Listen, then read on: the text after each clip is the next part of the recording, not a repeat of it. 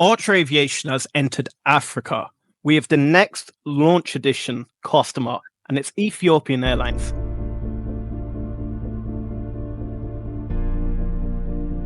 Archer Aviation has entered Africa. We have the next launch edition customer, and it's Ethiopian Airlines. Reese, talk to me. What are your initial thoughts on this? Well, I read the article, and it turns out that they're Africa's largest carrier. So that should mean that they have a very large customer base. And at the moment, I think it's very important that Archer spreads its wings and does get around the globe. I want us to be in every continent, every country if possible, because that's how we're going to get to that $1 trillion industry by 2040. What was your thoughts when you first seen this news break? Yeah, so before I say my thoughts, what I'm going to say to the guys, what we're going to do today, we're going to break down the press release. We're going to do a deep dive into our thoughts and what this means for the industry. And then I want to get into the juicy stuff. How much revenue is this going to generate Archer? And is this a good deal, or are they biting off more than they can chew? So getting back to your question, what do I initially think of this? When I first seen it, I think all news is great news. We'll get into how much it is later on in the video, but I'm in the camp that all revenue is good revenue, and just get the customers signed up and on the board. Look, they're entering more and more countries, and this looks like a whole continent they're actually breaking into. Now, I'm not familiar with how stringent the aviation authority in Africa are like, and are they as stringent as the FAA or Abu Dhabi? But we're going to break into that as we get throughout the video.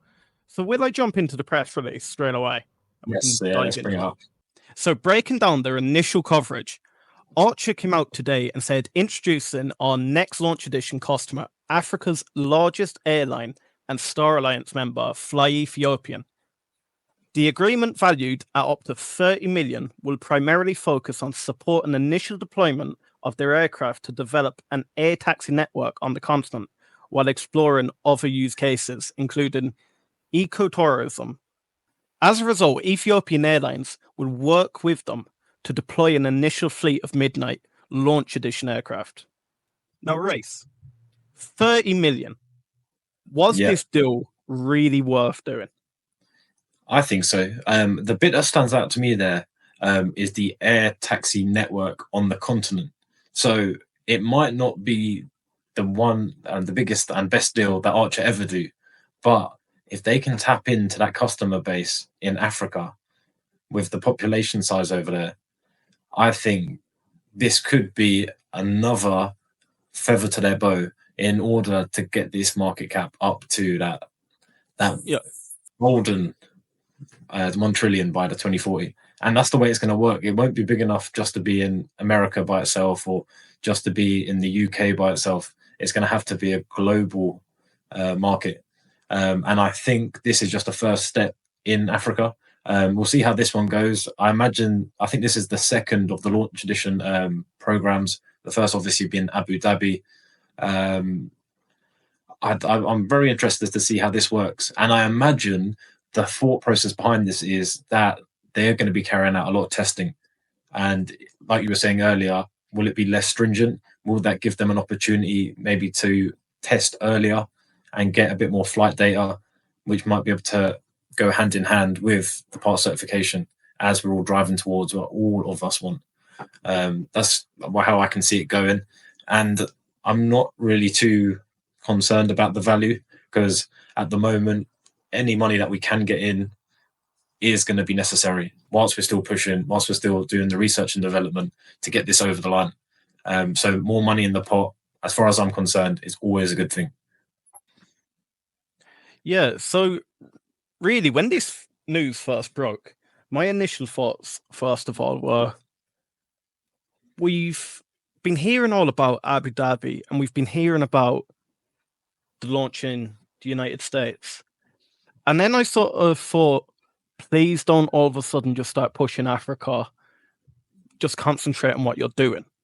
Now, having a bit of a reflection on it, yes, 30 million. Look, it's not the biggest deal they'll ever do. However, all money is good money. It sort of pushes back dilution a little bit more. Yeah. Now, as you said initially, we need to be in every country. We need to be in every continent. The fact that they're getting into Africa early, this is just off the top of my head. I don't know the African aviation's regulations all that well, but this could be me going blindsided. But the FAA seem to be one of the strictest in the world. Yeah. And is it a fact that they're going into Africa, they're going into Abu Dhabi, they don't really care who they get into first. They just need to get in there. And then that way, straight away, they're a step ahead of Joby.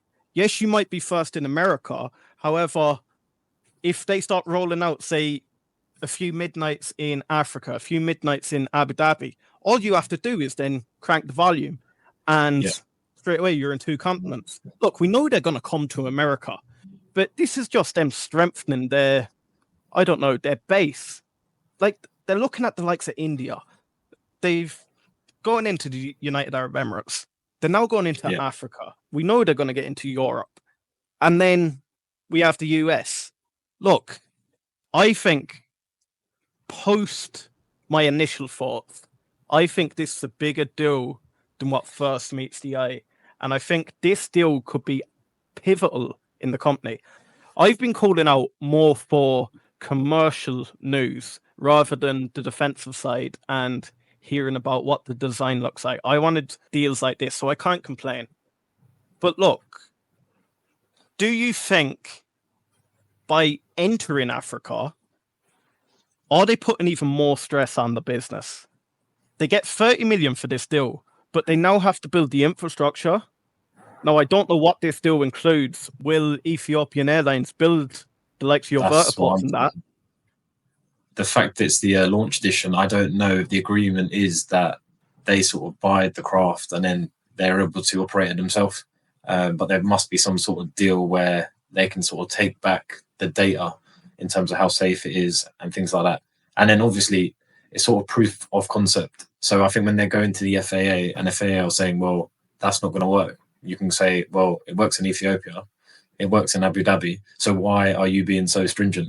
And then if you have a year or 2 years behind you saying, oh, here we go, we've got flights in Ethiopia and it's working perfectly, then other African countries are going to be saying, oh, well, let's bring it over here.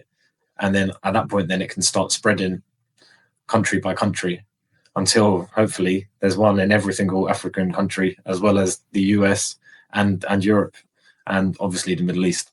But that's what my obviously very optimistic goal is, and take it one step at a time. They need to deliver them.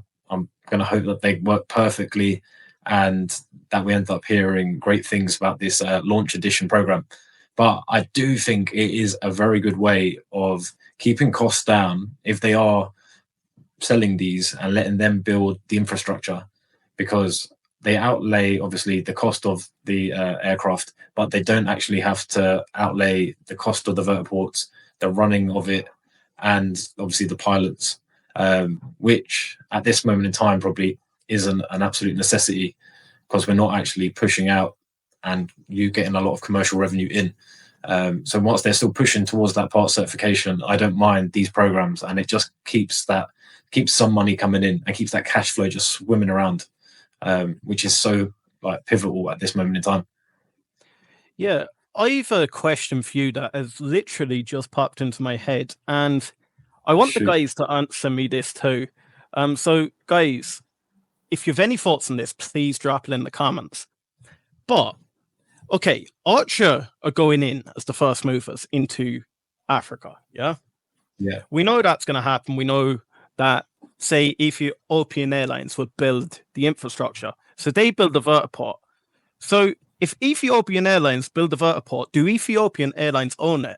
And if Ethiopian Airlines, or say the African government, whatever country you're in, owns the vertiport, does that mean the likes of Joby can just come in and start using your vertiports and they don't have to outlay their costs straight away. I would hope that there's some sort of exclusivity agreement as part of the deal. I can't imagine they'd have been that foolish to basically sell them it, let them use the craft, and then just be, oh well, anyone can use it now.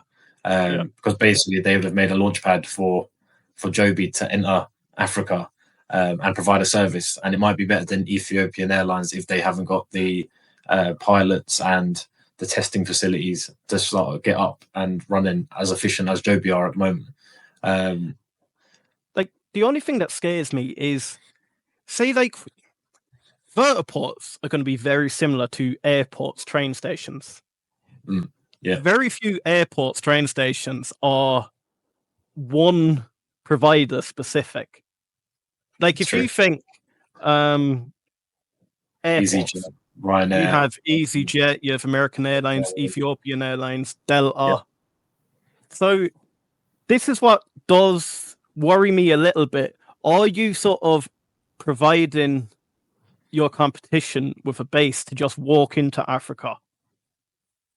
Do you think that we'll see at some point in the next, let's say, 15 years where you could be at a vertiport and there will be a Joby S4 and then an Archer midnight aircraft sitting side by side, and you have 4 people going on one and 4 on the other?